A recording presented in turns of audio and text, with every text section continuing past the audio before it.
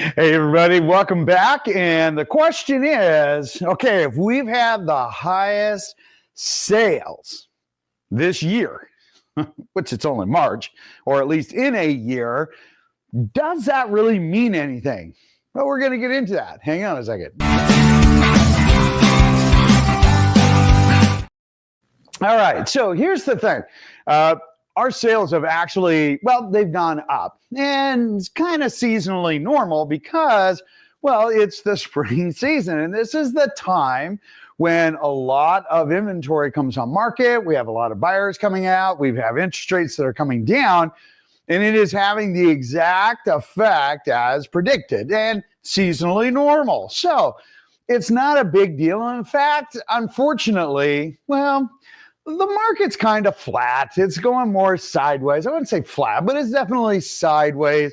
We're going to see a little bit of an increase. There was an article that was put out by Zillow, and they originally started off, hey, we're going to see 4%, then it's 2.5%. Now they're saying it's going to be 0.4 in our area. So they really downgraded to just barely basically a 0.5% of home value increase year over year. Now, I'm not sure I 100% agree with that because we're already up about 1.2% year to date when we take a look at single family only. Now, we're not including manufactured homes. We don't include condos, albeit condos right now are absolutely killing it in our market because of affordability and with rates coming down.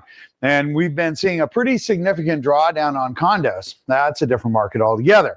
So when we take a look at single family only, we're actually doing really well. In fact, our numbers, well, they're doing really well. Now, that doesn't mean that when the feds come out and meet in probably June, is it going to be June? I believe it's June because they meet every 6 weeks, that are they going to adjust rates? Now, they didn't do it last week, which was, woohoo, the best, because that way rates can have continued to head in a downward trend. In fact, some of the news reporting that we're seeing is just that very thing.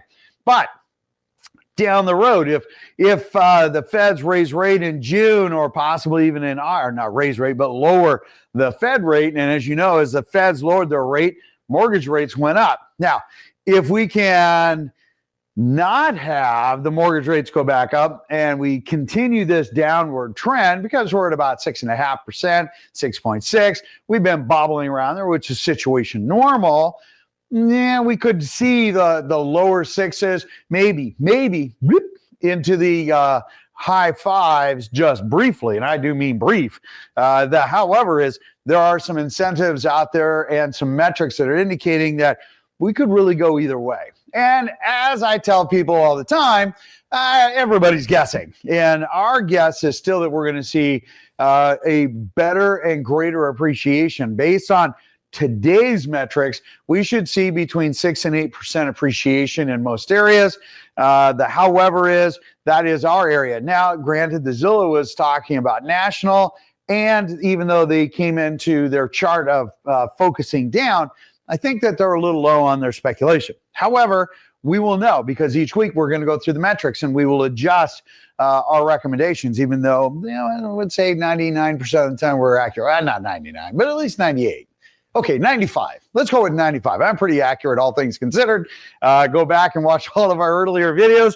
You might be surprised. All right, with that, let's talk a little bit about existing home sales, a little bit higher in a year. As you can see the chart there, that's a national level, and you can see naturally 2020 and 2022. Those were our crazy off-market years, unlike 2008, 2009, which was the exact opposite of this. Now, when we take a look at that, we talk about home sales. Certainly aren't feeling a free fall in the bigger picture, but they generally still are looking a little sideways. And of course, naturally, all of the realtors, people are in the industry that are in the trenches, are basically saying, hey, listen, we've had an increase in activity or inventory, not crazy amounts, but we've had some good increase in inventory, which also has affected activity. But that is what has also given us that little that little upheaval of activity as far as pended sales, as you guys are going to see in the metrics. Now, one of the other things that people talk about are, hey, is now a good time? Last week, one of the biggest questions that we're asked, in fact, the whole reason we did last week's video is because we had received that question probably 30, 40 times, easy. And so we wanted to answer the questions. And for the current market right now, technically the 1st of March, until about mid-May, are your opportune times to sell, not list, sell. You should be on market. If you price yourself correctly, you will be off market in 7 to 10 days, which gives you the most amount of money in your pocket. I can go all those metrics later. However, that's what we look at. So when we pop in and we take a look at best times, March through May, and then of course after the July 4th weekend, if you're not ready for that right now. So when we take a look at some of our headlines, look at that, highest existing home sales in a year. Bottom left, the refi demand remains elevated, but off recent highs. Well, that's not surprising because a lot of folks are actually starting to hold off in the anticipation that rates will continue in a downward trend. Bottom right, mortgage rates very close to multi-month lows. Upper right, you can see where we're red, not green, because we went up ever so slightly, 0.001. That was just a tiny, tiny little increase, which allowed mortgage rates to go up just fractionally. Now, not uncommon. We'll see those probably come back down next week. Par pricing in a lot of areas is about 6.5, 6.6. Make sure if you're looking at buying a home, hey, listen, watch the video, 5 questions to ask when getting quoted mortgage rates. Watch it 3 or 4 times. Look, there's no marketing in it. There's no nothing. We walk you through exactly what you need to look at and what things you need to put in a column line item. In the comments below, there's a link for you to take a look at calendars, calculators side by side to evaluate different mortgages. Okay. There's no login. There's no nothing.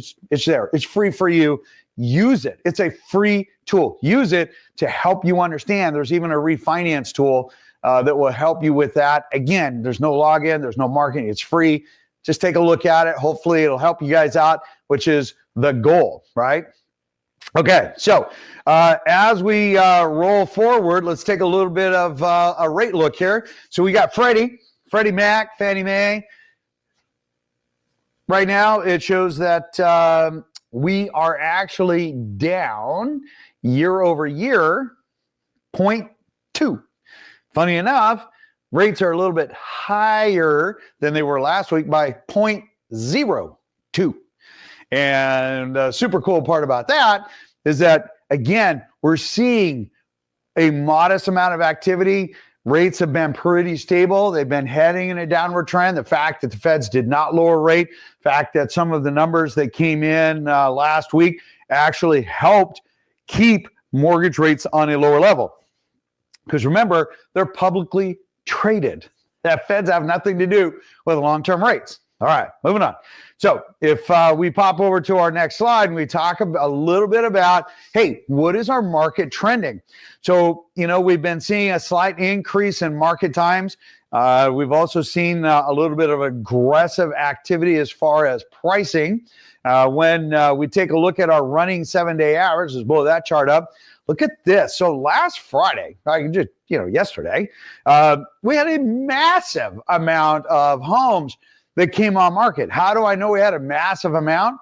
Because I received in the morning, when I start my day at about 5 o'clock, I get a, hey, here are some homes that you may want to send to your client on special searches that we've set up. And I looked at it and there were 92. And I just started laughing. I thought, what? How is that possible? So I started going through them, and we filter out, hey, that's a good home. That's not, this is, that's not, that is, that's not. And we help to only send our clients exactly what they're looking for. What's funny is how many, and that is very consistent with this chart here, when you can see that our running 7-day average, we had 1,041 homes that came on market this last Friday. However, 1,058 went pended. So we just saw a shade more homes go pended, 17, than what we saw, as far as what came on market. What's super funny about that is that everybody must have watched my video saying, hey, you need to go on market. I'm just kidding. Yeah. Anyway, but it is seasonally normal, and we will see those numbers trail just like that. In the last couple of years, there's only been 2 or 3 times where the number of homes that came on market exceeded the number of homes that went pended. And we'll see what happens between now and the middle of May. And if you have questions, definitely drop them down below. We answer back, shockingly enough. I know a lot of people just email me or text me and give me, hey, and we'll respond back. Normally within about 30 minutes, except for on Sundays. So anyway, if you have questions, definitely put them down below because other people are interested also. All right, moving on. Okay, so remember, because there's no advertising, and if you want super accurate information, make sure you jump in. Let's talk a little bit about the metrics. So our metrics, all things considered, look at this. So we're looking at the average list price and the average sold price. And if I blow that up one more time, we can see right here that our year to date, even though the average list price year to date is down about 1.2%, it's $7,000 higher than what it was last week. And in fact, sales prices are up 3.9% year to date. And in fact, $8,000 higher than what it was last week. Now, that doesn't mean everybody's home just went up $8,000. That just means for the average for sale price and the average sold price, we monitor those each and every week. We give you guys, hey, what is trending? And what's funny is you'll see those numbers, dive down as interest rates come up, and then you see those numbers go up as interest rates come down. And they're absolutely inverse of each other. And depending on what rates do, which is absolutely one of the biggest influencers of what the market does. As we got down and are getting down at 6.6, 6.5, when we start getting below 6.5 into the 6.4, 6.25, that pent up demand that is out there, and I guarantee you it is out there. We're still seeing multiple offers right now. We're seeing some crazy escalations in some areas that I just don't get. But hey, that's not my problem. That is theirs. Overbuying sometimes is not a great idea, but hey, there's a greater desire for gain when there's a sense of loss. All right, let's get back to this. So when we take a look at the same month, year over year, month of March, we can see that, again, our average list price is $7,000 higher this week, albeit 1.2% less than it was last year at this time. 4.4% increase in price as far as a sold price. And again, $15,000 higher than what it was last week. And that's super important because, again, we're starting to see that trend as we start seeing rates come down, more inventory coming on, more buyers have more opportunities, they're jumping out. New construction, albeit, again, although super flat, still doing our improvement, which is super important. So if we jump back in, let's take a look at the actual numbers here. So we have new on market year over year. That's on the right hand side. Actually, let me blow this up for you. We have new on market is up 11.1%. And then, of course, I circled down below year to date actual pended is up 8.5%. And we are seeing, again, as we see more homes coming on market, we're also seeing the pendeds, match that very thing. In fact, solds are actually up 3.5%, roughly about 400 homes, 300 homes ish. And so that's just, again, showing just a very positive trend. Now, what's super interesting, when we take a look at the month to date, that's the lower chart. New on market for this month of March to date, month over month, year over year, up 7.3%. But look at the pended. The pended, when we're seeing rates just a tad bit lower, 22.7. That is a massive jump, all things considered, and more so than what it was last year. And that's why we're kind of pulling this out to say, hey, listen, Zillow said, hey, we're going to see a really good seasonal increase for spring, and they think that it's going to kind of peter out and die down. Well, it almost always does between the end of May until July 4th, because you got Labor Day weekend, and you got kids getting out of school, you got people going on vacation. Their mind is elsewhere. That is so seasonally normal, it's crazy. In fact, we call it the real estate ghost town, because it absolutely falls off and then picks up again right after the July 4th weekend. So it's not uncommon, and we will continue to update you, but situation normal. In fact, nothing crazy here, except for the fact that we've had almost a 0.25% increase in pended sales. That's 800 homes, versus a couple hundred homes coming on market. So that's a pretty significant jump, right?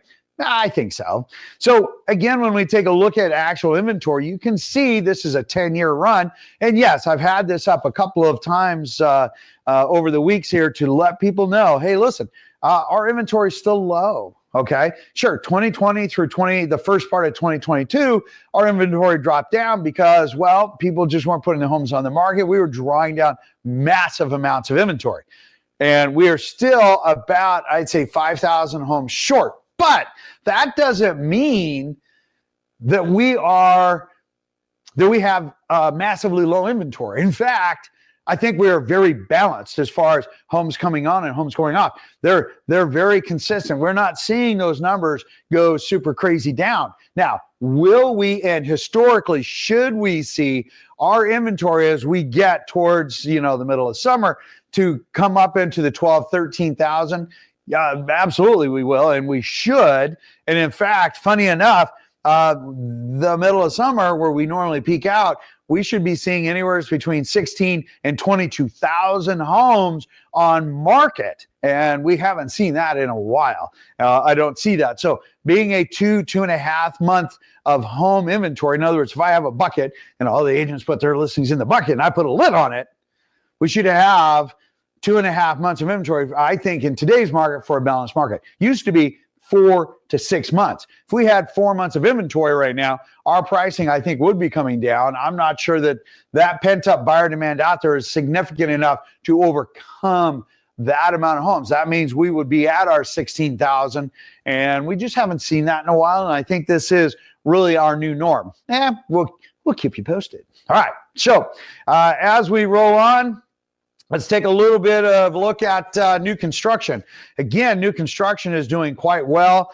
Each week, they are making ground back. Now, granted, when it came to when it came to January, February for new construction, oh man, it was abysmal. But they've been making some really gaining ground back again. They're getting some really good headway. And as we can see here, our actual sold prices for the month over month is up $14,000 from last week, is up 2.4% year over year. And then, or for the same month. And then year to date, even though we're up 5.7%, the average sale at this point last year was down $3,000 from last week to this week.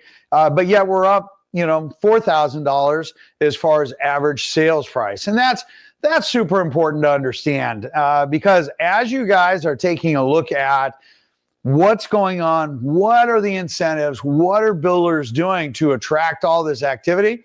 Well, simple enough. Like this, you got a 2-1 buy down. Look, that's basically 4% for your first year, and then it goes to 5%. And of course, the APR, which is the actual cost, is higher because the builder's paying a bunch of money down. This is on select homes. If you're interested in those, just let us know. We'll go ahead and send those off to you. Now, when we take a look at actual volumes, right? Hey, situation normal. There is nothing exciting going on here. Everything pretty much is the same as last week, except for we've seen just incremental improvements, and that's it. Nothing that is super crazy. Everybody's just kind of doing a very flat line. Slight upward flat line. How's that? Anyway, so new construction slowly but surely is making ground back, which is good. Then we get into what we call the bank-owned homes. All right. So a number of the credit unions that we work with, along with some of the other banks out there. They are quite happy. Many of them have very good smiles on their face. We have equity in homes. We've got a lot of things that are very positive, and including, as you can see here, very few homes. I mean, very few. This is going from Granite Falls, Marysville, and Snohomish all the way down to Tumwater. And you can see there's just a smattering of homes. I didn't include the other side. It makes the map too small, but that's a focus area that we look at. And it's like, look, there's hardly anything out there, right? And in fact, when we take a look at our numbers, when we take a look at the actual current, right, numbers of when we take a look at where we were at last year, where we were at last month, year over year, where are we at just year to date on sales and market time? Look, man, it's all these numbers are super small, and a super small number can look like a big, massive number, and it's not. When we take a look at just the month of February, it says, oh, look, we have Pended are up 80%. Well, it's 12 homes. It's not a big deal. But when you look onto the right on the chart, the chart on the right, I should say, look, year to date, all of our numbers up. Inventory as far as new homes coming on market are down. When we take a look at market times, that's probably the toughest nut right there. Look, banks being on market this long, look, I get it that they need to make sure that they prove to the investor they did not underprice the property. But now it's officially costing them dollars. You can see that ratio of selling is at like 94%, 93%, 92%. It needs to be in the 98 percentile. And the reason is that the more time you're on market, the less dollars you're actually going to receive. And I know they're stuck between a rock and a hard spot. I get that. We deal with it all the time. And the key is, if they're able to come in at a slightly better price, they're going to get more dollars in their pocket. But that's not always how that plays out. The benefit of dealing with the traditional seller versus an institutional lender. Anyway, if you have any questions, hey, put them down below. Smash that subscribe button. Let us know that you're liking it. We get a gaggle of people looking at our videos each week. Funny enough, only about 25% are actually subscribers, and the rest are all coming in and watching it. But yeah, come back and watch it again, which is awesome. But let us know that you like it, and it helps other people get the information. In the meantime, it's a mixed bag of weather out there. Have an absolutely beautiful Saturday, and I will see you on the next video. Take care.